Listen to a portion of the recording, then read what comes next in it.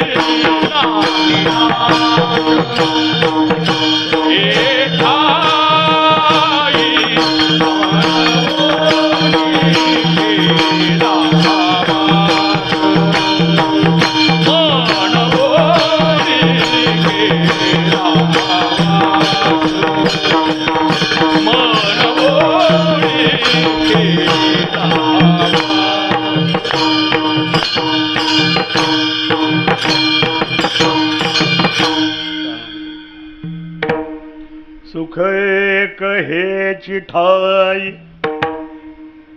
बहुपायी संतच म्हणावोनी केला वास नयन शेठ. श्रीमंत श्री जगद्गुरु तुकोबाराय या अभंगामधून प्रत्येक मनुष्य ज्या गोष्टीसाठी हापापलेला असतो, ज्यासाठी तो दिवस रात्र पळापळ करत असतो, जे मिळावं प्राप्त व्हावं म्हणून ते नको ते सगळे धंदे करत असतो, ती गोष्ट मिळण्याचं ठिकाण पत्ता महाराज या ठिकाणी सांगतात. कोणीही असू दे, गरीब असू द्या नाही तर श्रीमंत असू दे, स्त्री असू द्या नाही तर पुरुष असू द्या, या देशातला असू द्या अथवा अन्य देशातला असू द्या, त्याच्याप्रमाणे नका हे करू बरं का. मला जरा चढ लागते, जर त्याच्यातला स्वर खाली जर असला तर त्याच्यापेक्षा चढ लागतोय स्वर जरा. ते मोबाईलमध्ये लावून करत असलं ते जर माझ्या ह्याचा असला तर ठीक आहे, नाही तर ते जर सॉफ्ट असला तर मग जरा थोडीशी पंचायत लावू दे की एक कुठला तरी, अजून बी चढवावं लागतोय जरा.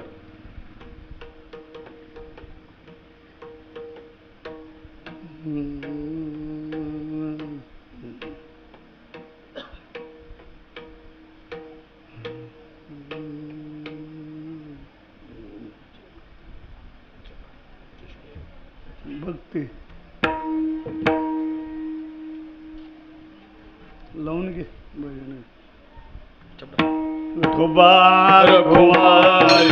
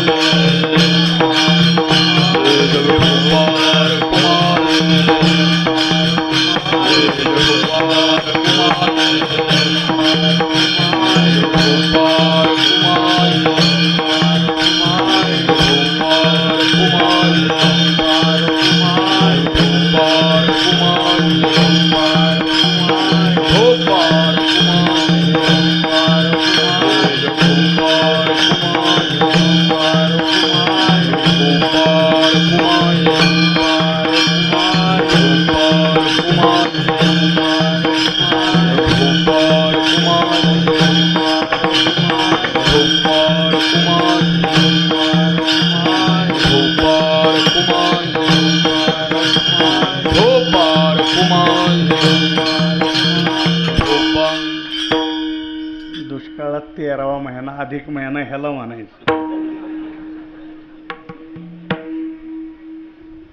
कोणी असू द्या, शेती करणारा असू द्या, व्यापार करणारा असू द्या, नोकरी करणारा असू द्या, नाही तर लोकांचे खिसे कापणारा असू दे, माणसं जेवढी आयुष्यात पळापळ करतात, कशासाठी चाललंय हे सगळं?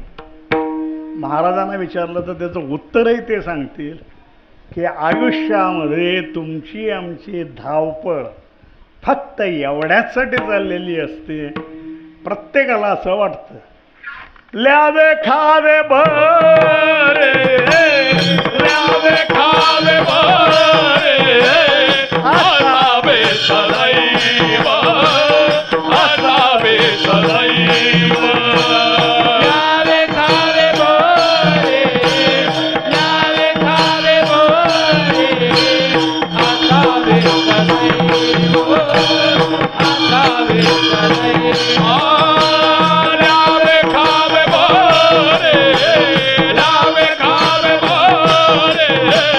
असावे सदैव, असावे सदैव.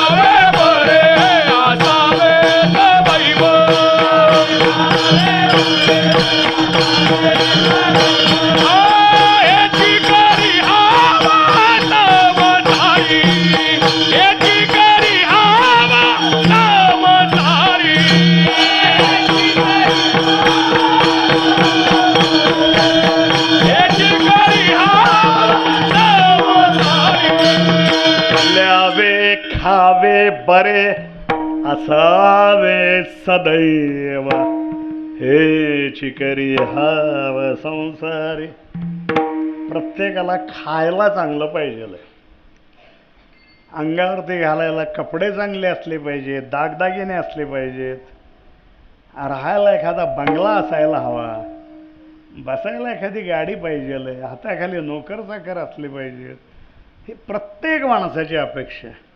आयुष्यामध्ये आपण जेवढी सगळी धावपळ करतो, नको ते सगळे उद्योगधंदे करतो, फक्त एवढ्यासाठी ल्यावे खावे बरे असावे सदैव, हे चिकरी हाव संसारी. एका शब्दात जर हे सगळं सांगायचं म्हटलं तर तुमची आमची धडपड फक्त सुखासाठी चाललेली असते. प्रत्येकाला असं वाटतं जीवनामध्ये कोणतं दुःखच नसावं, चिंता नसावी, काळजी नसावी, व्यथा नसावी, जीवन कसं अगदी मजेमध्ये चाललंय असं असावं, असं प्रत्येकाला वाटतं. माणसं तेवढ्यासाठी धडपडत असतात. पण विचारलं एखाद्याला, आयुष्य गेलंय तुमची पळापळ करण्यात, गोवऱ्या पुढे जाऊन पोचल्यात, आता तरी खरं सांगा, ज्याच्यासाठी तुम्ही एवढी मरमर करत होता, नाही ते सगळे धंदे करत होता, किती सुख तुमच्या वाट्याला आलंय? असं जर एखाद्याला विचारलं तर जगात असा एकही माणूस बघायला मिळायचा नाही तो म्हणेल मला कुठलंच दुःख नाही, मला कोणतीच काळजी नाही, कुठलीच चिंता नाही, काय नाही, ते यमानं कधी यावं, माझी जायची तयारी, असं म्हणणारं एकही माणूस पाहायला मिळणार नाही. किंबहुना सर्वात मोठं दुःख माणसाच्या मागे जर कोणतं असेल तर मरणाचं दुःख हे सगळ्यात मोठं दुःख माणसाच्या मागे कोणालाही ते चुकलेलं नाही. धडपड तर आपण सुखासाठी करत असतो आणि आपल्या वाट्याला आयुष्यात येतं ते नुसतं दुःखच दुःख असतं. येतात 2 दिवस 4 दिवस सुखाचे येतात, नाही असं नाही. त्या वाळवंटामध्ये ओएसिस असतं असं म्हणतात, म्हणजे कुठेतरी हिरवळ असते, नाही तर बघल तिकडं नुसतं वाळवंटच असतं. त्याप्रमाणे आपल्या आयुष्यामध्ये बघेल तिकडं दुःखच दुःख असतं. कधीतरी 2 दिवस 4 दिवस सुखाचे माणसाच्या वाट्याला येतात, नाही तर बघेल तिकडं दुःखच असतं. सगळ्यांचा हाच अनुभव आहे, म्हणजे माझा अनुभव तोच आहे, तुमचाही अनुभव हाच असायला हवा. अन्य कोणी असला तरी त्याचाही हाच अनुभव असायला हवा. फार थोडं सुख माणसाच्या वाट्याला येतं आणि दुःखाचे डोंगरच्या डोंगर माणसांना झेलावे लागतात. सुख पाहत जवळ पडे, दुःख पर्वत एवढे. सगळ्यांचा हा एकच अनुभव आहे. आता असं का व्हावं? दुःखासाठी तर काय आपण कुठला प्रयत्न करत नाही. त्या दुःखानं आपल्या घरी यावं म्हणून त्याला कोणी आमंत्रण द्यायला गेलेलं नाही. चल बाबा 4 दिवस माझ्या घरी चल, आमंत्रण द्यायला कोणी गेलं नाही. त्याच्या येण्याची कोणी वाट बघत बसलेलं नाही. कुणी सत्यनारायणाची पूजा त्याच्यासाठी घालत नाही, ये बाबा जरा माझ्याकडे ये म्हणून. मग तरी ते दुःख आपली पाठ सोडत नाही. ज्याचा प्रयत्न आपण करत नाही ते दुःख आपली पाठ सोडत नाही, आणि ज्याच्यासाठी धडपडतोय ते मात्र आपल्यापासून 4 पावलं लांबच पळत असतं. हे असं का व्हावं का? त्याचं एक उत्तर असं आहे. कल्पना अशी करा की आपण पंढरपूरला निघालो, इथून निघालो, अर्जुनवाड पास केलं, कृष्णा घाट पास केला ना हायवेला एकदा लागलो, सरळ चालत राहिलो. सांगोल्याला खाली उतरायचं ते तसंच आपण पुढे चालत राहिलो. पुढे गेलं तर मंगळवेढा येईल, अजून पुढे गेलो सोलापूर येईल, गेलंच पुढे इकडं कोणीकडे तरी वळलं पुढं तर मग जाऊ विजापूरला तरी जाऊ, हॉस्पिटलला जाऊ, चित्रदुर्गला जाऊ, बेंगलोरला जाऊ, चालतच राहिलो तर म्हैसूरला जाऊ, आणि पुढं त्या वीरप्पनच्या जंगलात जाऊ जिथनं पुन्हा माघारी यायचं नावच नाही. तिथं जाऊन पोचू, पण पंढरपूरला आपण कधीही पोचवू शकणार नाही, कारण आपला रस्ता तर तिथंच चुकला. सांगोल्यात खाली उतरायचं, तिथं उतरून जर सरळ आपण पुढं जर गेलो असतो तर मग कधीतरी ते बामणी आली असती, खर्डी आले असतं, कधीतरी पंढरपूर आलं असतं जर तिकडं गेलो असतो तर. पण तिकडं जायचं आपण जर मंगळवेढ्याकडे गेलो, आयुष्यभर जरी चालत राहिलो तरी ज्या गावाला जाण्यासाठी म्हणून आपण बाहेर पडलोय त्या मुक्कामाला आपण कधीच पोचू शकत नाही, कारण ते आहे एकीकडं गाव आणि आपण चालतोय भलतीकडं. सुखाची अपेक्षा तर सगळ्यांनाच आहे, ते सुख राहिलं एकीकडं आणि त्या सुखाचा शोध तुम्ही आम्ही घेतोय भलतीकडं. सगळ्यांचा ठाम विश्वास आहे विषयापासून सुखाची प्राप्ती होते, म्हणून माणसं सुखासाठी विषयाच्या नादी लागतात, विषयाच्या मागे धावतात. खरं तर सुख आणि विषय या दोहोंच्या मध्ये काही कार्यकारण भाव संबंध आहे काही कधी बघत नाही आपण. कोणतीही गोष्ट घडायची असू द्या त्याला एक कारण लागतं, विशिष्ट कारण लागतं, त्या कारणापासून विशिष्ट गोष्ट घडत असते. उदाहरणार्थ कडव्याची बनीम असते, आग लागलेली दिसते, मग ती उगीच लागली आपोआप लागली असं होत नाही, काहीतरी कारण असं वाटतं. स्वयंपाक केल्यानंतर बायका चुलीतले राख उचलून उकिरड्यावरती टाकतात, त्याच्यात ठिणगी असते, कोलीत असतं, वाऱ्यानं ते तरी उडून जरा बाजूच्या पालापाचोळ्यावरती पडतं, तो पेटलेला पाडा ह्याच्यावरती जातो, गवतावरती जातो, खडब्यावरती जातो, म्हणून तरी आग लागते. नाही तर एखाद्या माणसाला बेडी ओढायची सवय असली ते अर्धवट जळालेलं ठेवतो, निष्काळजीपणानं दिलं फेकून, ते त्या पाल्याजवळ पडलं म्हणून तरी त्या कडव्याला आग लागली असेल. नाही तर जाता जाता हळूच कोणीतरी काडी तरी त्याला ओढली असली पाहिजे. काही ना काहीतरी कारण असतं, त्या विशिष्ट कारणापासून विशिष्ट कार्याची उत्पत्ती होते. दोन गोष्टींच्या मधला हा कार्यकारण भाव शोधण्यासाठी, ओळखण्यासाठी शास्त्रकार एक सिद्धांत सांगतात, अन्वय व्यतिरेक. उदाहरण सांगितलं म्हणजे लक्षात येईल. समजा गाडगं करायचे, जर माती असली तरच गाडगं तयार होईल, हा अन्वय झाला. जर माती असेल तरच गाडगं, माती नसेल तर गाडगं नाही. म्हणून मातीला कारण म्हणायचं, त्याचं कार्य म्हणजे ते गाडगं म्हणा, माठ म्हणा. जर माती असेल तरच, माती नसेल तर नाही, म्हणून मातीला त्याचं कारण म्हणायचं. जर कापूस असेल तरच धागा तयार होईल, म्हणून कापसाला कारण म्हणायचं, त्याचं कार्य म्हणजे धागा. जर धागा असेल तरच वस्त्र तयार होईल, धागा नसेल तर नाही, म्हणून धाग्याला कारण म्हणायचं, त्याचं कार्य म्हणजे वस्त्र. त्याप्रमाणे जर विषय असतील तरच सुख आहे आणि विषय नसतील तर सुख नाही. असा जर अन्वय व्यतिरेक सिद्ध होत असेल, असा जर आपला अनुभव असेल, तर मग म्हणावं विषय त्या सुखाचे कारण आहेत, म्हणून सुखासाठी आम्ही विषयाच्या मागे जाऊ. आहे का आपला तरी अनुभव असा आहे का? म्हणजे ज्या माणसांच्याकडे विषय आहेत ही माणसं आयुष्यात सुखी आहेत का? आणि ज्यांच्याकडे ते नाही ती दुःखी आहेत का? विषय प्राप्तीची साधनं म्हणून आपण ज्या गोष्टींच्याकडे पाहतो, म्हणजे बायको आहे, नवऱ्याच्या दृष्टीनं बायको आहे, बायकोच्या दृष्टीनं नवरा, मुलगा, पैसा, सत्ता, या सगळ्यापासून सुखाची प्राप्ती होते असा आपला विश्वास. या गोष्टी ज्या माणसांच्याकडे आहेत ती माणसं आयुष्यात खरंच सुखी आहेत का? बायको हा जर सुखाचा विषय असेल, बायकोपासून जर केवळ सुखाचीच प्राप्ती होत असेल, तर मग कोणत्याही नवऱ्यानं रॉकेल ओतून तिला काडी लावली नसती. आपण जर सुखासाठी धडपडतोय आणि बायकोमध्ये जर सुख देण्याचं सामर्थ्य, तर आपल्या हातानं आपण ते सुखाला काडी लावली नसती. पण नवरे मंडळी असं करताना पाहायला मिळतं. नवरा हा जर सुखाचा विषय असेल, त्याच्यापासून जर सुखाचीच प्राप्ती होत असेल, तर मग कोणत्याही बायकोनं तो झोपला असताना त्याच्या डोक्यात पाटा वरवाटा दगड घातला नसता, अथवा त्याच्या अन्नात विष कालवलं नसतं. बायकाही असं करताना दिसतात. अगदी म्हातारे होईपर्यंत दोघेही कोर्टामध्ये त्या घटस्फोटासाठी हेलपाटे घालत बसलेले असतात. नवरा अथवा बायको सुखाचा विषय जर असेल, कुणीही एकमेकांचा त्याग कधीच केला नसता, कारण आपण तर सुखासाठी धडपडतोय. आणि त्यांच्यामध्ये जर सुख देण्याचं सामर्थ्य, कोणी असा एकमेकांचा त्याग केला नसता. पण असा एकमेकांचा त्याग करणारी नवरा बायको या जगामध्ये पाहायला मिळतात.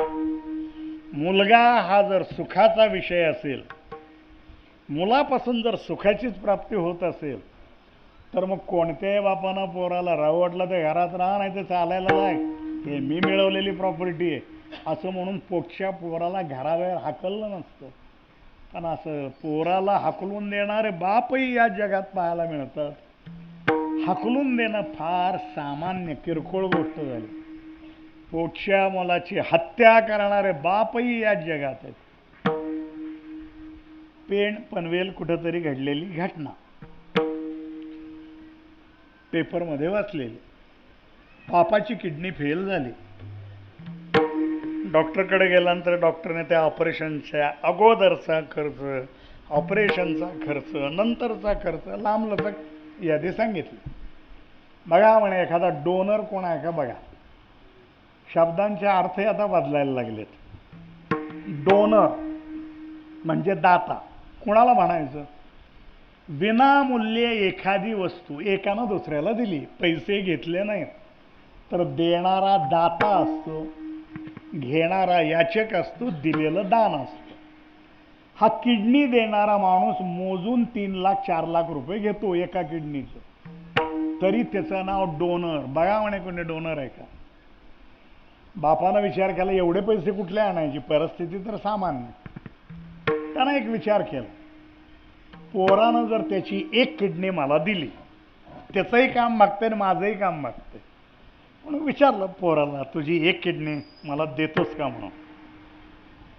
पोरगा विचार करायला लागला, माणसानं जगण्याची किती हाव असते.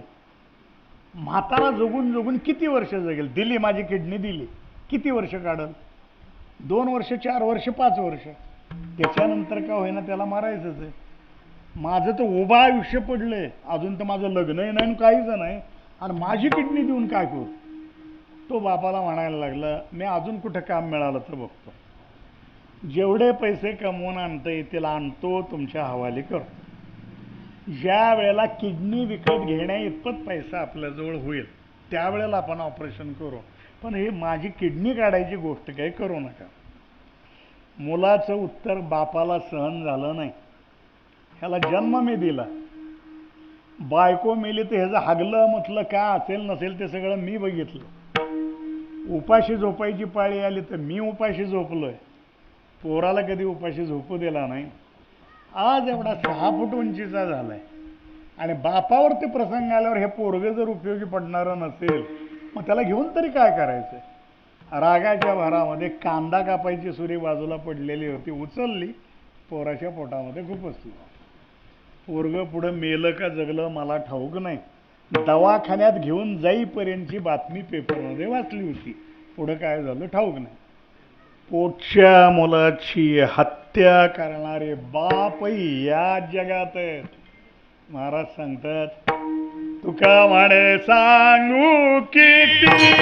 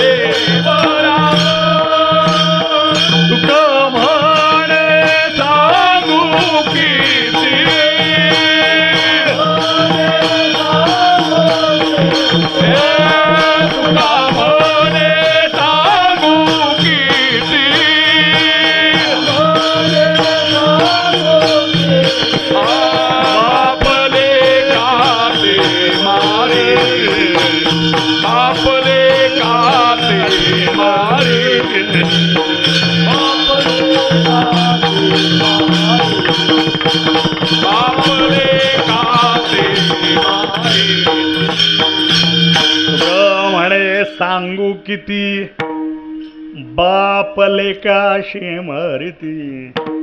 पोटच्या मुलाची हत्या करणारे बापही या जगात आहेत. मुलगा हा जर सुखाचा विषय असेल आणि त्याच्यापासून जर सुखाचीच प्राप्ती होत असेल तर मग अशी कोणत्याही बापानं आपल्या पोराची हत्या केली नसती. असं करणारे बापही आहेत. पैसा हा जर सुखाचा विषय असेल, पैशापासून जर सुखाचीच प्राप्ती होत असेल तर कोणी 10 रुपये सुद्धा कधी कोणाला दान म्हणून दिले नसते. कारण तेवढे पैसे आपले कमी होणं म्हणजे तेवढंच आपलं सुख कमी होणं. कोणी दानधर्म सुद्धा केला नसता, कारण तेवढे पैसे आपले जाणं म्हणजे आपलं सुख कमी होणं. पण असा दानधर्म करणारी माणसं याच जगात आहेत.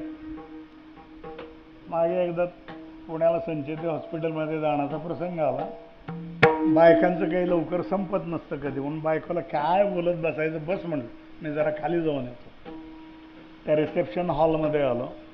तिथं बोर्ड लावलेला होता, ज्या ज्या लोकांनी हॉस्पिटलला देणग्या दिलेल्या होत्या त्यांच्या नावाचा एक बोर्ड त्यावेळेला होता. पहिला कोणीतरी 25 लाख देणारा होता, नंतर कोणी 20 दिले, 10, 15 करत करत शेवटी एकदम त्यावेळेला कोणीतरी सोलापूरचा 1 लाख देणारा होता. पैसा हा जर सुखाचा विषय असेल, आपण जर सुखासाठी धडपडत असू तर असा पैशाचा त्याग तर कोणी केलाच नसतं. कारण तेवढे पैसे आपले कमी होणं म्हणजे आपलं सुख कमी होणं.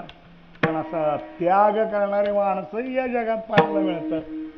आपण देऊन देऊन काय देऊन देणार आहोत, आहेच काय आपल्याकडे द्यायला. पण जगामध्ये असे काही महाभाग होऊन गेले, जे राजे होते, सम्राट होते, सर्व सत्ताधीश होते, ज्यांच्या राज्यामध्ये दुष्काळ कसला असतो हे ठाऊकच नव्हतं. 12ही महिने गंगेसारखी नदी दुथडी भरून व्हायची. आंबे खाबे वाटले, वैशाख महिन्याची वाट बघावी लागत नव्हती.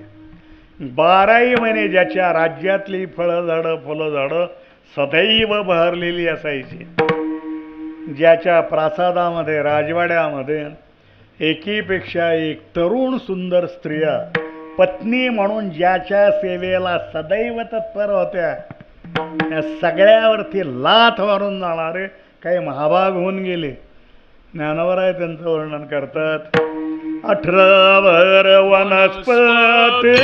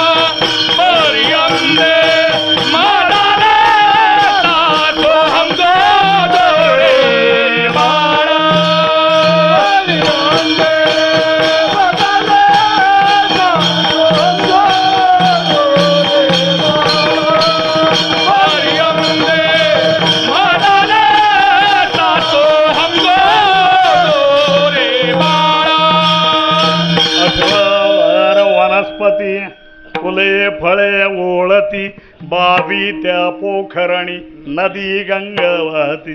जय हरी कुलस्त्रिया राज्य राणी व संपत्ती हे सुख सांडोन्य कसया योग सेविती. जडभरता सारखा राजा या सगळ्या ऐश्वर्यावरती लाथ मारतो, वनाची वाट धरतो. विश्वामित्राला आपण सर्वजण ऋषी म्हणून ओळखतो, पण हा राजपुत्र असणारा राजाच्या पोटी जन्माला आलेला या सगळ्याचा त्याग करतो आणि तोही वनाचं वाट पकडतो. या सगळ्यामध्ये जर सुख देण्याचं सामर्थ्य जर असतं, कोणीच ह्याचा त्याग केला नसता. पण असा त्याग करणारी माणसं आपण याच जगात पाहतो. याच्या उलट विषय नाहीत, पण सुख आहे किंवा नाही. श्रीमंत ब्याही असतो, मुलीला आणायला बाप पाहुण्याच्या गावाला जातो, रात्री मुक्काम होतो, झोपायला AC रूम मिळते, गाढ झोप लागते. डास नाही तर ढेकणं नाही तर ओकाडा नाही घाम नाही, गाढ झोप लागते. एरवी पहाटे 5-5:30ला उठणारा, पण त्या दिवशी 7 वाजले तरी सकाळी लवकर त्याला जागच येत नाही. उठल्यानंतर म्हणतो किती छान झोप लागली होती.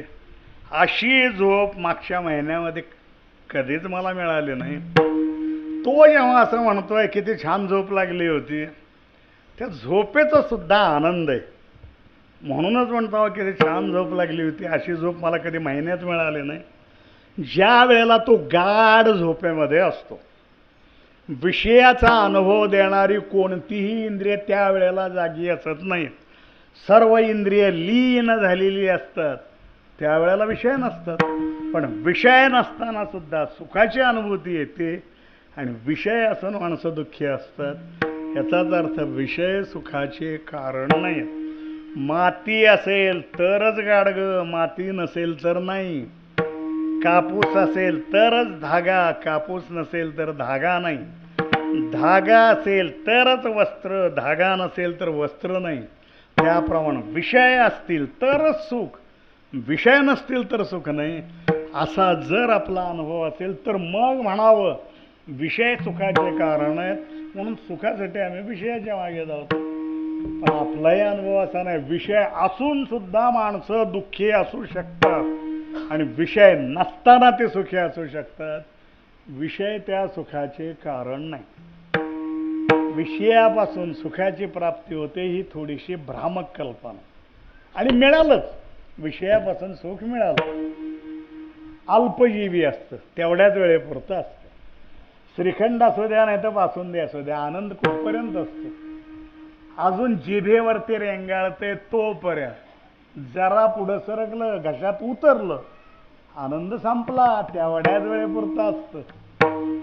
आणि शेवटी माणसानं ते दुःखाकडे नेणारं असतं. ज्ञानावर एक दृष्टांत सांगतात. उन्हाळ्याचे दिवस, एक उंदीर त्या तापलेल्या जमिनीमध्ये उकाड्यानं हैराण होऊन गेलेला, घामेघूम झालेला, कुठंतरी जरा सावलीला जाऊन बसावं असं त्याला वाटायला लागलं. हळूच बिळाच्या बाहेर आला. बाहेर आल्याबरोबर त्याला थंडगार सावली बसायला मिळाली, बरं वाटलं. एवढा वेळ त्या तापलेल्या जमिनीमध्ये त्रस्त झालेला, उकाड्यानं हैराण झालेला, घामेघूम झालेला, थंड सावली बसायला मिळाली, बरं वाटलं. एक विचार मनामध्ये आला, एवढी गार सावली कोणत्या झाडाची बघावं तरी. म्हणून मान अशी वरती केली तेव्हा असं दिसलं एका सापानं फणा काढलाय. त्या फणाची सावली खाली जमिनीवरती पडली आणि त्या सावलीमध्ये बसून हा उंदीर म्हणतोय किती गार सावली आहे. अरे किती वेळाची गार आहे. पहिला गेलेला बेडूक असेल, उंदीर अजून पचलेला नाही, भूक लागलेली नाही, तोपर्यंतच ती सावली त्याला गार असते. एकदा का पळलं गिळलेलं भक्ष्य पचलं, एकदा का त्याला भूक लागली, एकदा का त्यानं तोंड उघडलं, एकदा का त्याची जेव्हा अशा वळवळ करायला लागल्या की एवढा वेळ गार वाटणारी सावली उंदराला मृत्यूकडे घेऊन जाणारी असते. सापाच्या फणाची सावली उंदराला कधीही सुखकारक होऊ शकत नाही, माणसाला ती दुःखाकडेच नेणारी असते. ज्ञानोबराय सांगतात, हे असो आघवी बोले सांगपा सर्प फणीची सवले ते शीतल होईल केतुली मूषकशी.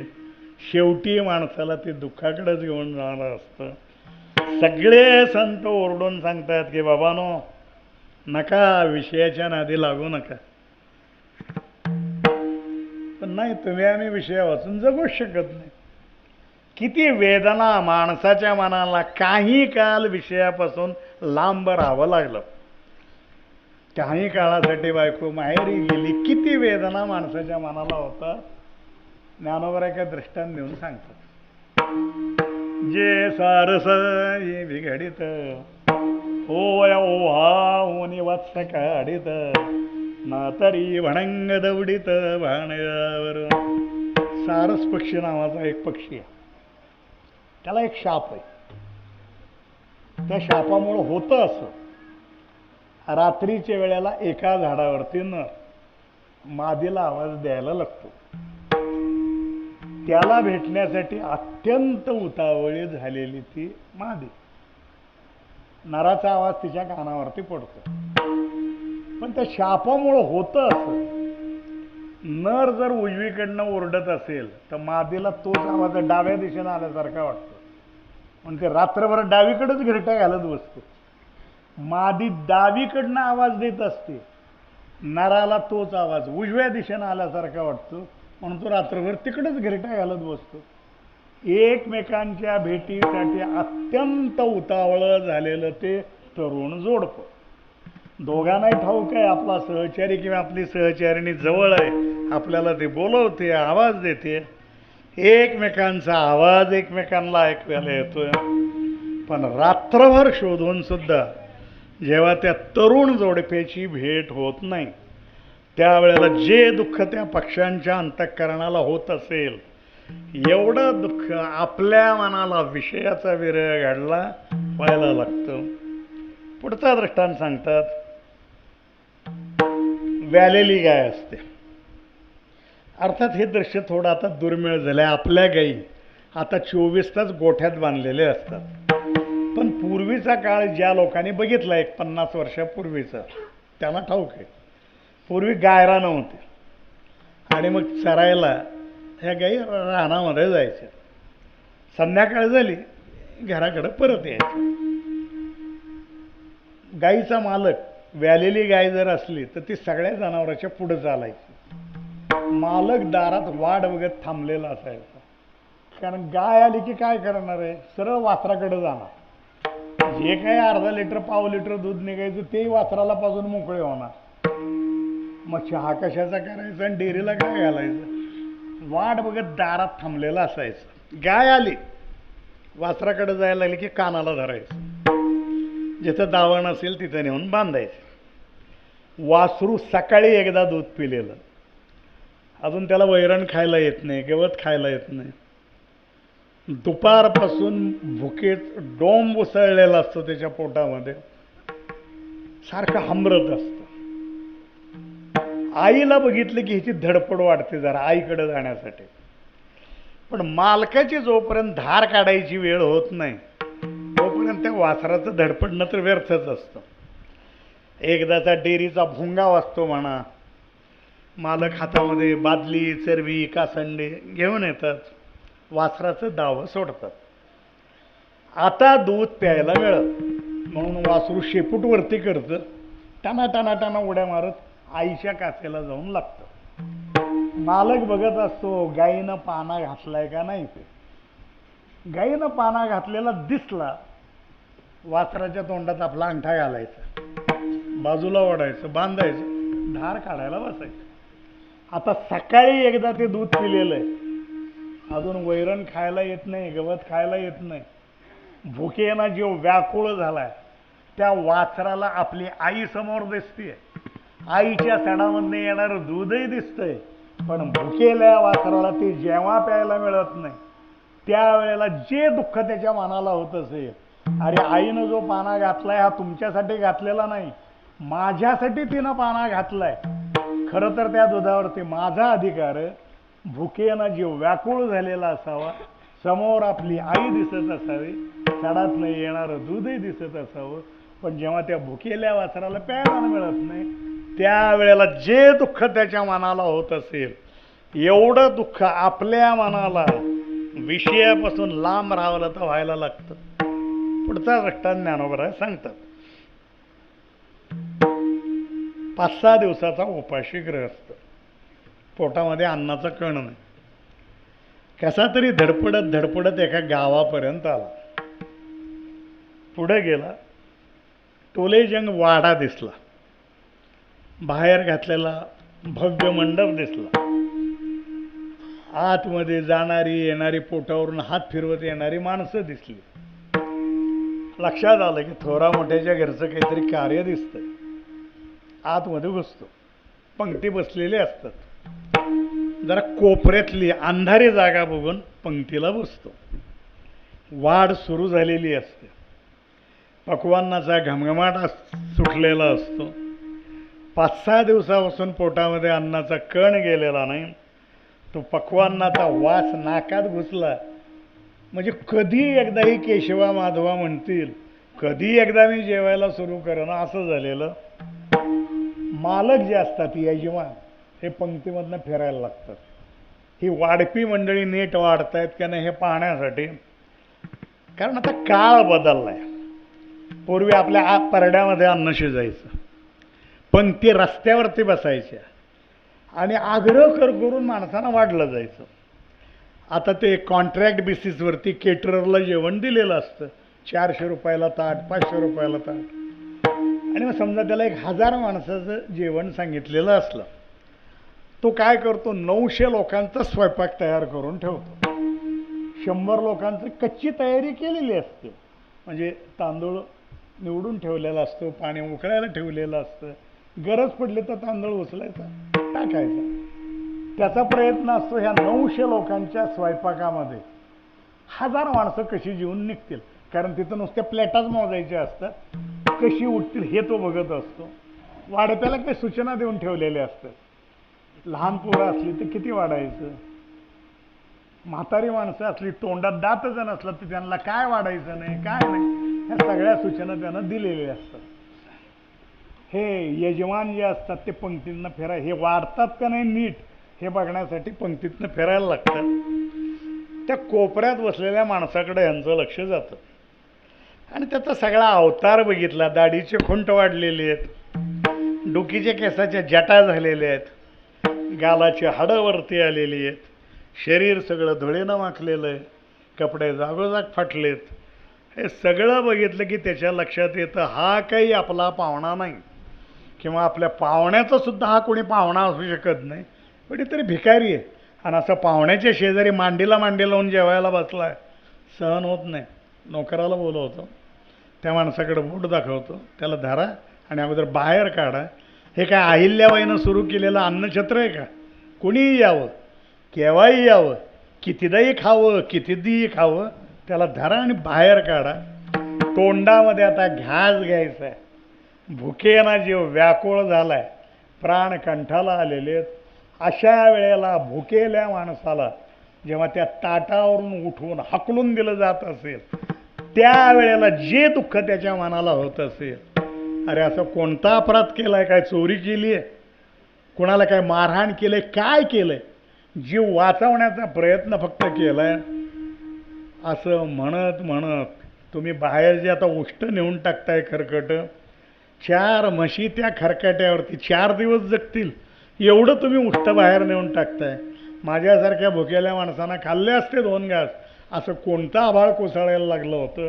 असं म्हणत म्हणत तो जेव्हा तिथून निघून जात असेल, त्यावेळेला ज्या यातना त्याच्या मनाला होत असतील, एवढ्या वेदना आपल्या मनाला विषयापासून दूर राहावं लागलं तर व्हायला लागतात. पुढचा दृष्टांत ज्ञानोबा सांगतात. नवरा बायको, मुलबाळ, डॉक्टर, वैद्य, हकीम, देव, देवऋषी, नवस, साया, सगळे उपाय होतात. मूल होण्याची चिन्ह काही दिसत नाही. वय वाढत चाललेलं असतं, मूल होण्याची आशा संपत चाललेली असते. अशा वेळेला कानावरती वार्ता येते की आपली पत्नी गरोदर आहे.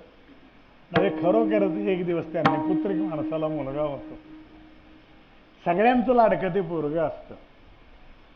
शाळेमध्ये अभ्यासामध्ये हुशार असतं, त्यामुळे सगळ्या शिक्षकांना तो सारखा पुढं पाहिजे असतो.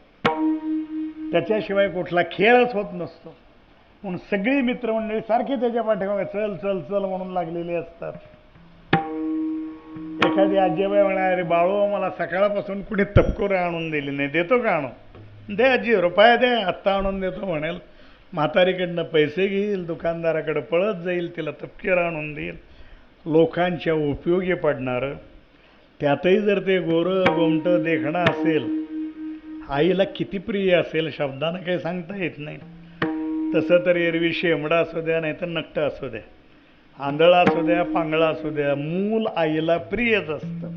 पण असं एखादं गोरं गुमटं देखणं हुशार सगळ्यांना हवं हवं असं वाटणारं मूल असेल, आईला किती प्रिय असेल काही शब्दानं सांगता येत नाही. क्रिकेटचा सीझन असतो, IPLचा सीझन चाललेला असतो.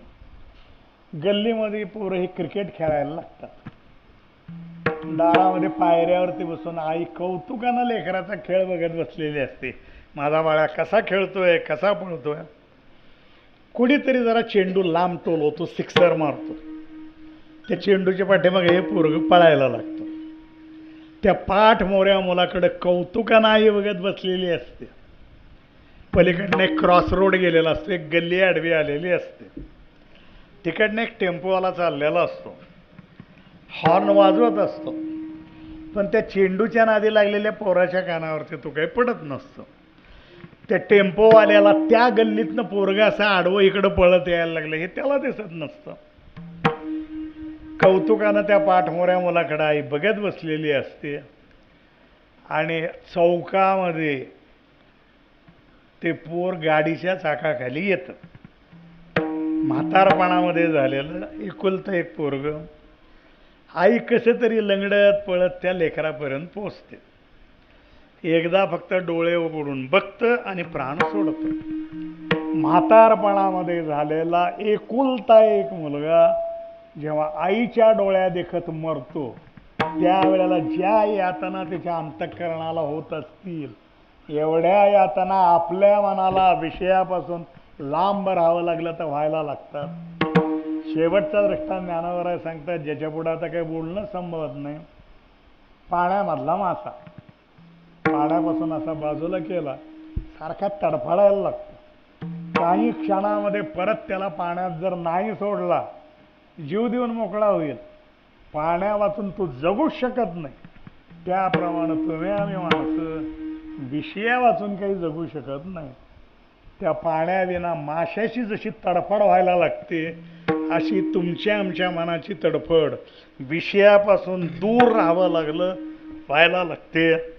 ज्ञानोबा सांगतात, जे सरसाई बिघडित होय ओहा होणे वाच कडित, ना तरी भणंग दवडित बाणयावर पै माये पुढून बाळक काळे नेता एकुलते एक होय क उदक तुटत मेना तैसे विषयाचे घर इंद्रिया सांडिता थोर युगांत होय ते वीर विराग साहती. युगांत झाला, प्रलय झाला, आता सगळं संपलं वाटायला लागतं. विषया वाचून तुम्ही आम्ही जगू शकत नाहीत आणि विषयामध्ये सुख देण्याचं सामर्थ्य नाही. सुखाची जर अभिलाषा असेल, विषयाच्या मागे धावून सुखाची प्राप्ती होणारी नाही. मृगजळ आहे ते, मृगजळानं कधी कोणाची तहान भागली आहे का? मृगजळ फक्त हरणालाच दिसतं असं नाही, माणसांना सुद्धा ते दिसतं. उन्हाळ्याचे दिवस असले आणि डांबरी सडक जर अनइवन असली, जरा थोडी खालीवरी जर असली आणि आपण जर गाडीत पुढं बसलेलो असलो, तर काही वेळेला रस्त्यावरती पाणी सांडल्यासारखं दिसतं, रस्ता ओला असल्यासारखा दिसतो. आपल्याला ठाऊक आहे तिथं पाणी नाही, मृगजळ आहे. आणि हरणाला मात्र ते कळतच नसतं, ते पळतच असतं. जसं जसं पुढं जाईल तसं ते मृगजळ पुढं पुढं जात असतं. त्या मृगजळानं कधी कोणाची तहान भागली आहे का?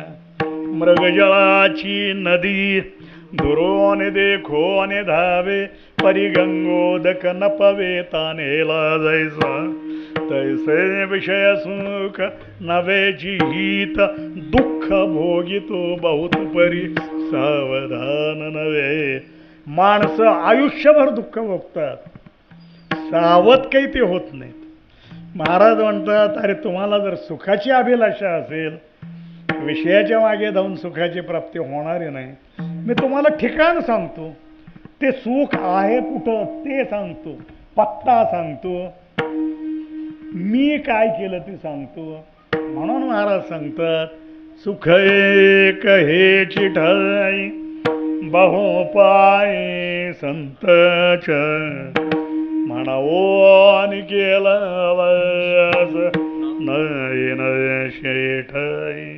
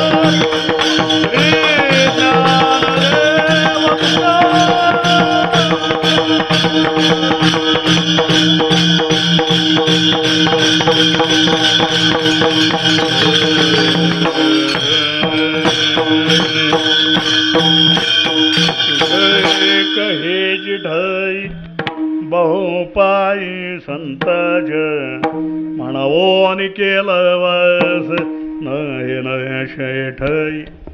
आयुष्यभर धडपड करून सुद्धा माणसांना सुखाची प्राप्ती होत नाही.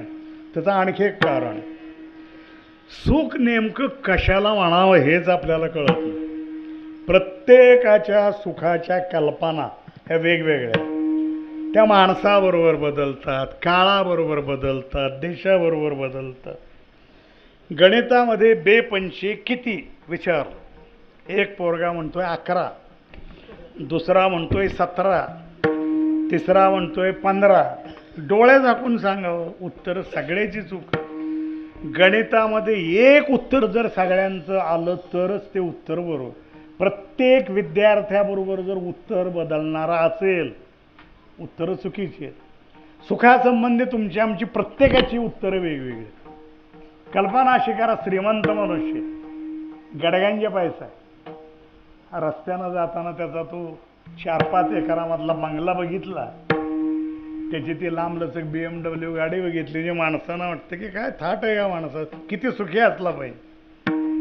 त्याला जर जाऊन विचारलं तर तो म्हणतो, परमेश्वरानं सगळं काही मला दिले, एकच उणीव आहे, मुलगा नाही, संतती नाही, पुढं कोणी वारस नाही. कोणाला हे सगळं द्यायचं प्रश्न पडलाय?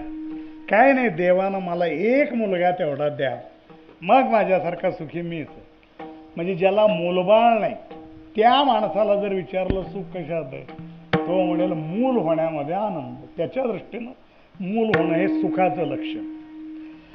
आता ज्याच्या घरात क्रिकेटची टीम होईल एवढी पोर आहेत, त्याला जर जाऊन म्हटलं अरे किती सुखी असला पाहिजे तू, तो तर म्हणतो एक पोरगा देवानं मला दिला तर मग माझ्यासारखा सुखी मी. आता तुझ्या घरात एवढी पोर आहेत, किती सुखी असशील. तो म्हणतो काय करायची ती कार्टी घेऊन, नसती तर बरं झालं असतं. कळती पोरं बापाच्या अंगावरती येत असतात, माझा माझा हिस्सा द्या, वाटून द्या. काय द्यायला आणि घ्यायला. घर बघितलं, एखादा उंच माणूस जर झोपला तर त्याचं डोकं एका भिंतीला आणि पाय दुसऱ्या भिंतीला लागतात, एवढी ती अशी खोली असते. आता त्याच्यात काय वाटणी करायची. शेत बघायला जर गेलं तर एका धुऱ्यावरून जर उडी मारली तर पलीकडे दुसऱ्याच्या शेतात जाऊन पडते, अशी ती चिंचोळी पट्टी असते. आता काय त्याची वाटणी करायची एवढ्या पोरात. पण कळती पोरं अशी बापाच्या अंगावर येत असतात. मधली जी असतात घ्याभर हुंदडत असतात आणि कुणाची ना कोणाची तरी भांडणं घेऊनच घराकडे येत असतात. त्या आईचा एक दिवस असा जात नाही ज्या दिवशी भांडण तिच्या दारात आलं नाही. आणि बारक्याचं ते रडणं पडणंच संपत नाही. एक म्हणतोय मला साजरा नाही, दुसरा म्हणतोय चड्डी नाही. काय करायचे पोरं घेऊन. माणसाजवळ पैसा पाहिजे बघा. पैसा जर जवळ असला सगळ्या गोष्टी मिळतात. घरची माणसं तर विचारतातच, म्हाताऱ्याजवळ एवढं एवढं आहे म्हणून जर समजलं तर घरची माणसं तर चौकशी करतातच. पण शेजारी पाजारी सुद्धा आज तुमच्या घरात कोणी दिसत नाहीत, गावाला गेलेत वाटतं. तुम्हाला काही नाश्त्याला वगैरे काही आणून दिलं तर सांगा, लाजू नका बरं का. काही पाहिजे असलं तर सांगा, चहा आणून देऊ द्या का. शेजारी पाजारी आपल्याकडे चौकशी करतात जर जवळ पैसा असला तर.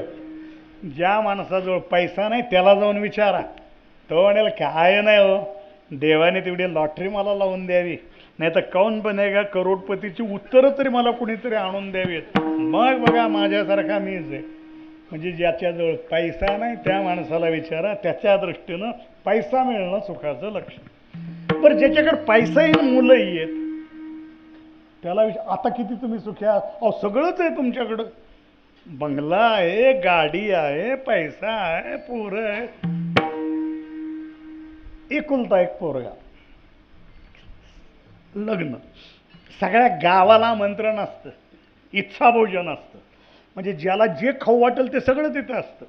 कोणाला बासुंदीच नुसती प्यावी वाटले तर बासुंदी पीत बसा, गुलाबजामुनच नुसते गिळायचे असले तर गुलाबजामुनच गिळत बसा, लाडू आणायचे असले तर लाडू खात बसा. कंटाळा आला गोड खाऊन, वडा सांबार, खरडा भाकरी ह्याचाही स्टॉल लावलं, जे तुम्हाला खायचं ते खा. सगळ्यांची जेवणं होतात. माणसं म्हणतात जेवली सगळी, तुम्हीच राहिलाय आता, बसा आता जेवायला. हे जेवायला बसतात, ह्यांच्या पुढं ताकणकणे आणून ठेवतात. माणसं म्हणतात तुम्ही गावाला लाडू जिलेबी श्रीखंड बासुंदी खाऊ घालताय, तुम्ही ताकणकण्या खाताय. काय करू, शुगर 750 झाली आहे. डॉक्टरनं सांगितलंय जर जगायचं असलं तर त्या साखरेकडं असं वळून सुद्धा बघायचं नाही, नाही तर उद्या जायचं असलं तर आजच, आणि आज जायचं असलं तर आत्ताच हलावं लागेल. काय करायचं आहे, पैसा घेऊन आणि पोरंबाळं घेऊन. घशाचा कॅन्सर झालेला असतो, घशा वाटत तर पोटात काही जात नाही, म्हणून डॉक्टरने एक बिंबीला होल पाडलेलं असतं, त्याच्यात एक ट्रान्सपरंट पांढरा पाईप बसवलेला असतो, वरती कॉटला बांधलेला असतो, वरती नाळकं ठेवलेलं असतं आणि मग मोसंबीचा ज्यूस असेल, सफरचंदाचा असेल, दूध असेल, कॉफी असेल, वरती नाळक्यात ओतायची, ती अशीच पाईपातनं खाली यायची, पोटात जायची. काय करायचं आहे, पैसे घेऊन आणि पोरंबाळं घेऊन ती केमोथेरपी घेऊन डोकीचे सगळे केस गेलेले असतात, मान सगळे भाजून निघालेली असते. ज्या माणसाच्या वाट्याला ते भोग आलेले असतात त्यालाच फक्त त्या वेदना काय त्या ठाऊक असतात.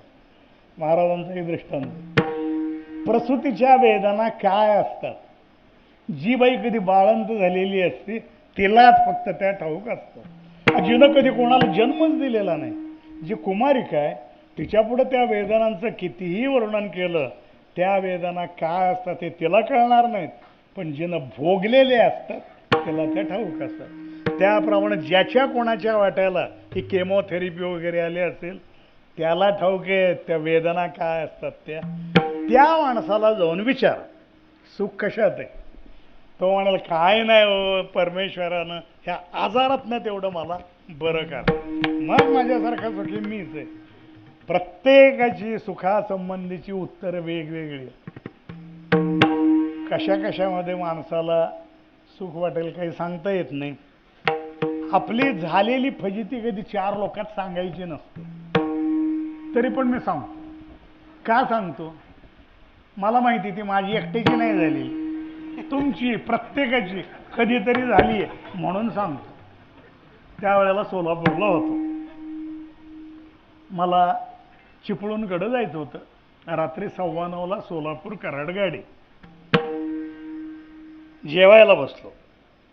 प्रवासात असताना किती माणसानं खाल्लं पाहिजे ह्याचं मला भान आहे, पण झालं जरा दुर्लक्ष झालं 2 गोष्टीमुळं. एक तर आवडीचा पदार्थ जरा थोडासा पुढं आलेला, आणि दुसरी गोष्ट दिवसभर मला तो पेपरही बघायला मिळायचा नाही. कुठंतरी असंच कार्यक्रमाला गेलो, रात्री उशिरा पहाटे आलो, सकाळी कोर्टात गेलो, दिवसभर कोर्टात, संध्याकाळी आलो तो स्टेनो येऊन बसलेला, कोणाला ऑर्डर सांगायची, जजमेंट सांगायचं, आणि पुन्हा रात्री असं जायचं काहीतरी. ते मला पेपरही वाचायला वेळ मिळायचा नाही, म्हणून ते हेडलाईन्स तरी बघून घ्याव्यात म्हणून जेवताना पेपर पुढे घेतलेला आणि आवडीचा पदार्थ पुढं आला, खाल्लं, कमी जास्ती खाल्लं. हात धुतल्यावर लक्षात आलं जरा जास्तच जेवलोय आपण, पण आता काही इलाज नव्हता, जेवढं पोटात जायचं तेवढं गेलं होतं. अगोदर 4-8 दिवस असं जागरण वगैरे झालेलं केलेलं. बॅग घेतली, स्टँडवर गेलो, गाडीत बसलो. रात्री 11:15 दरम्यान गाडी पंढरपूर स्टँडवरती पोचली आणि माझ्या लक्षात आलं माझा पुढचा प्रवास काही आता सुरळीत पार पडेल असं दिसत नाही.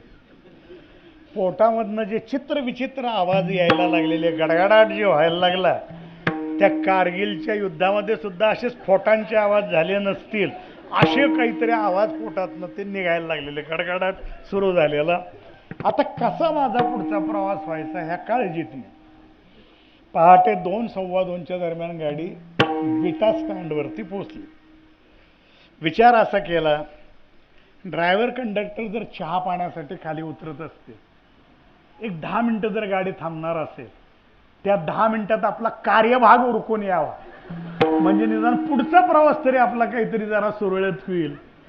म्हणून मी जरा मागं बघायला लागलो, कारण त्यावेळेला पुढच्या दरवाजाच्या गाड्या अजून आलेल्या नव्हत्या, गाडीचा दरवाजा होता मागच्या बाजूला, म्हणून मी मागं बघायला लागलो कंडक्टर खाली उतरतोय का ते. तो महाभाग असा निघाला, माणसं तर अजून खाली उतरत आहेत. त्यानं घंटी वाढवायला सुरू केली, पुढं जाणारे कोणी उतरू नका, गाडी थांबणार नाही. आता नाही म्हणल्यावर काय करा, कसा मी पोट आवळून धरून बसलो असेल त्याची कल्पना तुम्ही करू शकता. पहाटे काहीतरी 3-3:15 दरम्यान गाडी कराड स्टँडवरती पोचली. सगळी माणसं उतरू दिली, बॅग घेतली, पायऱ्याजवळ आलो. पाय उचलून टाकायचा खाली म्हणलं की पोटात धस्स व्हायचं, काय होईल असं वाटायचं, पण काही झालं नाही. उतरलो, त्या 2 पायऱ्या उतरलो. गाडी जिथं थांबलेली होती तिथपासून साधारणपणे कोपऱ्यापर्यंत ते अंतर साधारण एक 250 फूट काहीतरी असेल. पण हेच अंतर मला कन्याकुमारी ते हिमालय वाटायला लागलं. आता एवढ्या लांब आपण कसं जायचं? जायची तर मला घाई आहे, पाय मात्र उचलून टाकता येत नाही. पायाला पाय लावून पायाला पाय लावून कसा मी चालत असेल त्याची कल्पना करू शकता. पण केलं ते अंतरही आम्ही पार केलं. पुढे गेलो, 2च पायऱ्या चढायच्या होत्या. पण ह्या 2 पायऱ्या सुद्धा मला रायगडासारख्या उंच वाटायला लागल्या. आता कसं ते एवढ्या पायऱ्या चढून सुखरूप कसं वर जायचं हा प्रश्न होता. पण काय नाही, आम्ही रायगडही पार केला, गेलो वरती पोचलो. आपण आता मुक्कामाला आलो. ह्या आनंदामध्ये मी पुढे गेलो आणि तिथे 4-5 माणसं पाळीला उभारलेली दिसली. आता इथपर्यंत काय घडलं वस्तुस्थिती सांगितली. आता ह्याच्या पुढची मात्र कल्पना आहे. पुढचं जे आहे कल्पना अशी करा, मला कुणीतरी आपला ओळखीचा वारकरी तिथं गाठ पडला तयार आणि मला म्हणायला लागला, दादा माझं घर जवळच आहे, घरी जाऊया, फ्रेश होऊया, नाश्ता करा, काय तुम्हाला आवडते सांगा, नाश्त्यामध्ये काय केलं तुम्हाला आवडते ते, श्रीखंड पाहिजे का गुलाबजामुन पाहिजे, डोसा करू द्या का इडली करू द्या, कशात तुम्हाला आनंद वाटतो ते सांगा, घरी गेलं की करतो. असं जर एखादा मला त्यावेळेला माणूस म्हणाला असता वारकरी, त्याला मी एवढंच म्हणलो असतं, अरे बाबा तू 1 नंबरचा माणूस जर तुझ्या ओळखीचा असेल आणि त्याचा नंबर जर मला मिळत असेल, आज जाऊन बसल्याबरोबर जे सुख आहे ना आनंद ते तुझ्या वडा सांबारमध्ये नाही, श्रीखंडात नाही, गुलाबजामुनमध्ये नाही, कशामध्ये माणसाला आनंद वाटेल काही सांगता येत नाही. प्रत्येकाच्या सुखाच्या कल्पना ह्या वेगवेगळ्या आहेत. ज्या गोष्टीचा माणसांना त्रास व्हायला लागतो त्या त्रासातनं सुटका होणं ह्याचं नाव सुख आहे. प्रत्येकाच्या सुखाच्या कल्पना अशा वेगवेगळ्या आहेत, म्हणूनच ते चुकीचे आहेत. गणितात बेपंची 1 11 म्हणतोय, 1 17 म्हणतोय, तिसरा 15 म्हणतोय, उत्तरं सगळ्यांची चूक आहेत. त्याप्रमाणे सुखासंबंधी तुमची आमची प्रत्येकाची उत्तरं ही वेगवेगळी आहेत, म्हणूनच ती चुकीची आहेत. संतांना विचार, त्यांची उत्तरं वेगळी येणार नाहीत. 2च, त्यापैकी हे एक ठिकाण आहे, त्या ठिकाणाशी संबंध. कोणालाही विचारलं ज्ञानोबरायला, सुख आहे कुठं? ज्ञानोबराय सांगतील, संत भेटती आजी मज तेणे मी झालो चतुर्भुज, दोन्ही भुजा स्थूळी सहज, दोन्ही सूक्ष्म वाढल्या, अलिंगनी सुख वाटे, प्रेम चिदानंदी गोठे, हर्षे ब्रह्मांड उतटे, समूळ उठे मी पण. ज्ञानोबराय सांगतील सुख कशात आहे. ज्ञानोबराय जर बेपंचे 10 म्हणतात, नाथरायला विचारलं तर काय बेपंचे 17 म्हणणार आहेत का? जे ज्ञानोबराय सांगतात तेच विचारलं नाथांना. नाथराय सांगतील, संत सुख नाही पर, तेणे आनंद पैथोर, ऐसी सुखाची वसती, सनकादिक जयाद्यात. त्यांना विचारलं तर तेच सांगणार. महाराजांना विचारलं सुख आहे कुठं? ज्ञानोबराय बेपंचे 10 म्हणतात, नाथराय बेपंचे 10 म्हणतात. महाराजांना विचारलं तेही बेपंचे 10च म्हणणार. विचारलं महाराजांना तर ते सांगतील, सर्व सुखे आजी येथेची, सर्व सुखे आजी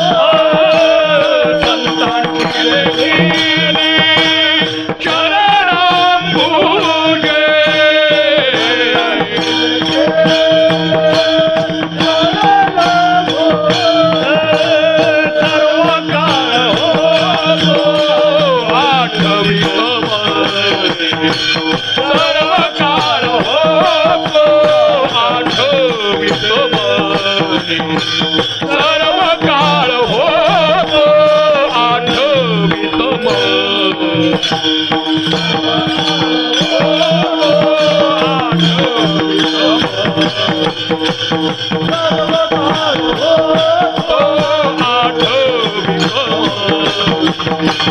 सर्व काळ होतो आठवीत सर्व सुखे आजी येथे जी ओळली संतजी देखिली चरणामुजे. महाराजांना विचारलं तर त्यांचंही उत्तर तेच देणार. सगळ्यांची उत्तर एक येतात म्हणून ते उत्तर बरोबर आहे. तुमची आमची प्रत्येकाची उत्तर ही माणसाबरोबर बदलतात, काळाबरोबर बदलतात, देशाबरोबर बदलतात, म्हणूनच ती चुकीची आहेत. महाराज म्हणतात तुम्हाला जर सुखाची अपेक्षा जर असेल तर मी तुम्हाला ठिकाण सांगतो, ते सुख आहे कुठं ते सांगतो, मी काय केलं ते सांगतो. म्हणून महाराज सांगतात सुख एक हे चिठई बहुपायी संताच म्हणावो आणि केला वास नाही न शेठई न करावी अलजली निवारली चिंत म्हणावो आणि केला वास नाही न शेठई. तुका म्हणे निवेतन रजा काणो लागत म्हणावो आणि केला वास नाही न शेठई. थांबतो एक 2-3 मिनिटं तेवढी घेतो. कल्पना एक अशी करा, आपल्या घरी आहे कोल्हापूरचे कलेक्टर साहेब जेवायला येणार आहेत अशी कल्पना करा. 4 दिवस आपली पळापळ चाललेली असते की साहेब जेवायला येणार आहेत, आपल्याकडे डायनिंग टेबल नाही, ते चेअर्स नाही, ते क्रोकरी नाही, टेबल क्लॉथ. आपण काय करतो ह्याच्याकडनं काही मागून त्याच्याकडनं काय असं करून साजरं करतो. चर्चा चाललेली असते मेनू काय ठेवायचा. साहेब जेवायला येणार आहे, जेवणाचा मेनू काय. मग घरातली जे मेंबर असतात आपल्याला जे आवडतं ते करा म्हणून सांगत असतं, जे आपल्याला आवडतं करा. आता ज्या माणसाला समजा बासुंदी आवडते तो काय म्हणतो, चांगली घट्ट बासुंदी करावी, जरा बदाम वगैरे घालून साहेब जर येणार आहेत चांगली बासुंदी करावी. आता ज्याला आवडत नाही, ज्याला श्रीखंड आम्रखंड आवडतो तो काय म्हणतो, हे दिवस आहेत का बासुंदी खायची, उन्हाळा कसला आहे, टेम्परेचर 44 झाले, हिवाळ्यात खायची असते. काजू बदाम बासुंदी हिवाळ्यात खायचं असतं. ह्या दिवसात थंड पदार्थ पाहिजेत, दह्यापासून बनलेले. मग श्रीखंड करा, आम्रखंड करा, ह्याला आवडतं ते करा म्हणून. कोण म्हणतं असं करा की जरा कांद्याचे भजीही ठेवावेत. दुसरं म्हणतो काय कांद्याची भजी घेऊन बसलात, कॉमन आहे होते. तुम्ही गावातनं निघालात, हॉटेल पुढून चाललात की ती पराती भरून ठेवलेल्या आहेतच भाज्याच्या हॉटेल पुढं. वेगळं करावं काहीतरी, असं करा, बटाटे वडे करा, मिरची भजी करा, म्हणजे आपल्याला जे आवडतं ते करा म्हणतो.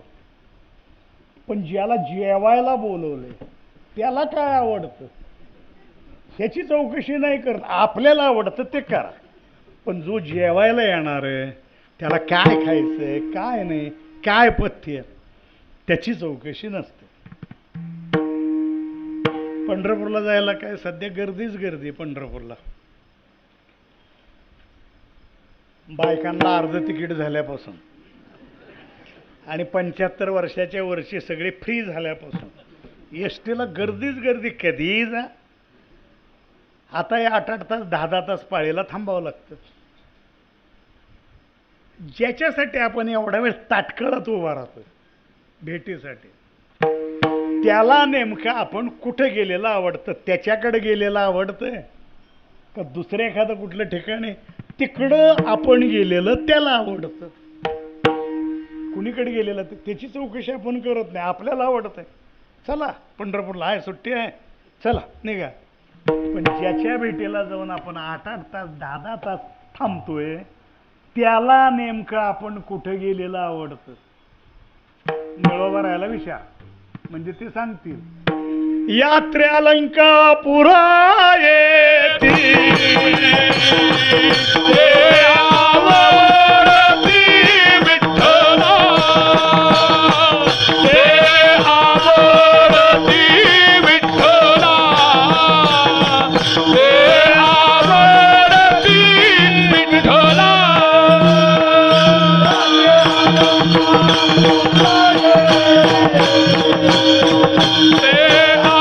आवडती विठ्ठला, आवडती विठ्ठला, आवडती विठ्ठला.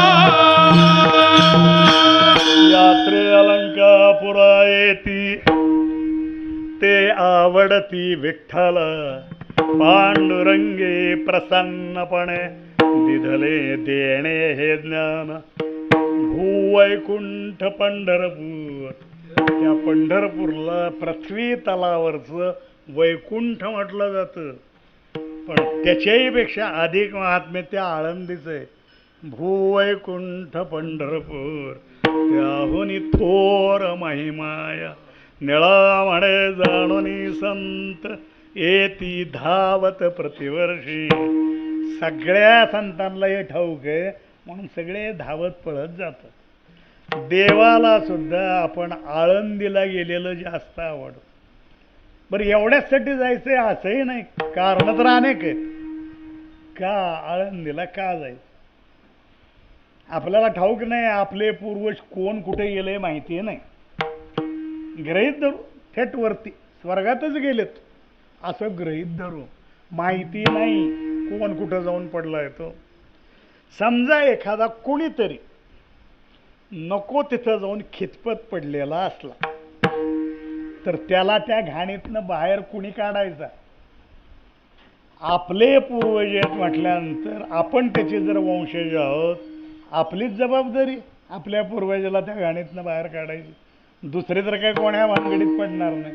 बाहेर काढायचं कसं तिथनं?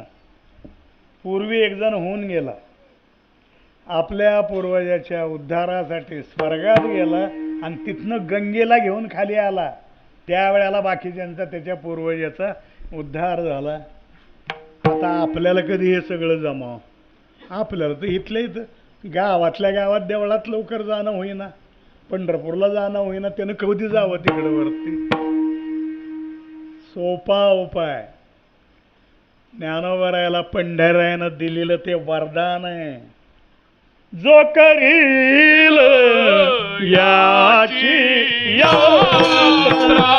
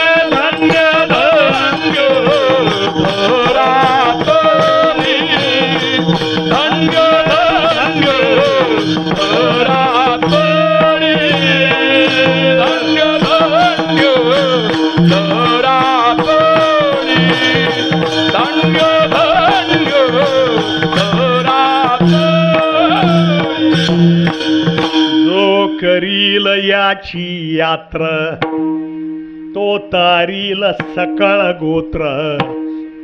सकळ ही कुळे पवित्र, याचे निदर्शने होती. जे कोणी यात्रा काळामध्ये ज्ञानोबरायाच्या दर्शनाला जातात, आपलं सगळं गोत्र तो उद्धारून नेतो, आपलं कुळ पावन करतो. यात्रा काळात जातात ते कधीही नाही. आणि ज्ञानोबरायाच्या यात्रेचा काळ म्हणजे ज्येष्ठ कृष्ण अष्टमी ते आषाढ शुद्ध 10 हा हा ज्ञानोबरायच्या यात्रेचा काळ नाही. त्या काळामध्ये ज्ञानोबराय तुकोबराय पंढरीच्या वारीला गेले. तो काळ म्हणजे आषाढीचा जो काळ आहे हा ज्ञानोबरायच्या यात्रेचा काळ नाही. ज्ञानोबरायच्या यात्रेचा काळ म्हणजे ज्या काळात पंढरराय सगळ्या संतांना बरोबर घेऊन सगळ्या देवांना बरोबर घेऊन आळंदीला गेले, सगळ्या तीर्थांना हजर राहण्याची आज्ञा केली, 8 दिवस स्वतः तिथे राहिले, सोहळा सगळा साजरा केला, स्वहस्ते ज्ञानोबरायला समाधी दिली. त्या 8 दिवसाचा काळ म्हणजे कार्तिक कृष्ण अष्टमी ते कार्तिक अमावास्या हा 8 दिवसाचा काळ म्हणजे ज्ञानोबरायच्या यात्रेचा काळ आहे. आणि त्या काळामध्ये जे कोणी ज्ञानोबरायच्या दर्शनाला जातात आपलं गोत्र ते पावन करतात, आपलं कुळ उद्धरून नेतात. म्हणून सगळ्याला विनंती करायची, 8 दिवसाचा प्रश्न आहे, तेवढी सवड आपल्याला मिळतच नाही असं नाही, फक्त इच्छा असावी लागते. इंग्रजीत एक म्हण आहे, वे विल फाइंड ए वे. जर तुम्हाला इच्छा असेल तर मग मार्ग निश्चित सापडेल. नाही तर कारणं तर आपल्याकडे एवढीच सांगत बसायला. येणार होतो, काय करावं सगळं ठरलं होतं, आवरून बसलो होतो, काय करायचं नेमकं. बघा आमच्या सुनेच्या म्हशीच्या मावस भावाच्या पुतण्याचं पोराचं लग्न निघालं. आता काय करावं, लग्नाला जावं लागलं, तिथं घरात करतं कुणी नव्हतं, मागं मला 4-5 दिवस थांबावं लागलं, अडकून पडलो, नाहीतर मी येणारच होतो. दुसरा म्हणतो येणारच होतो, आता काय करावं. ती एक म्हस आहे, सकाळ संध्याकाळ मिळून अर्धा लिटर दूध देते, बायको कशी तरी धार काढते, पण डेअरी जरा लांब आहे, गुडघ्यामुळे काही तिला काही चालणं होत नाही तिथपर्यंत. शेजाऱ्याला विचारलं होतं तेवढं दूध नेऊन घालशील का डेअरीवर? होय म्हणला होता, जातो म्हणला मी घेऊन. काय कोण त्याचा पाहुणा वारला म्हणून जी तिकडं गावाला गेले ते 5-6 दिवस झालं तिकडंच आहे, नाही तर मी येणारच होतो. कारणं तर भरपूर आहेत आपल्याकडं सांगत बसायला, कारणं काही सांगत बसू नका. 8 दिवसाचा फक्त प्रश्न आहे. सर्वांनी त्या सोहळ्यात सहभागी व्हावं.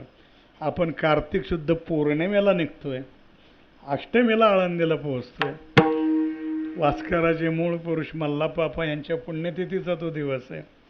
मिळेल तो प्रसाद घ्यावा, ज्ञानोबरायचं दर्शन घ्यावं आणि रात्री निघाले की सकाळी डेअरीला दूध घालायला पुन्हा गावाकडं माघारी यावं. सगळ्यांनी त्या सोहळ्यात सहभागी व्हावं एवढी फक्त सगळ्याला विनंती. तुका म्हणे निवेदन रजा काणो लागत म्हणावो नि केला नाही नाशाय ठाय. कल्लोळ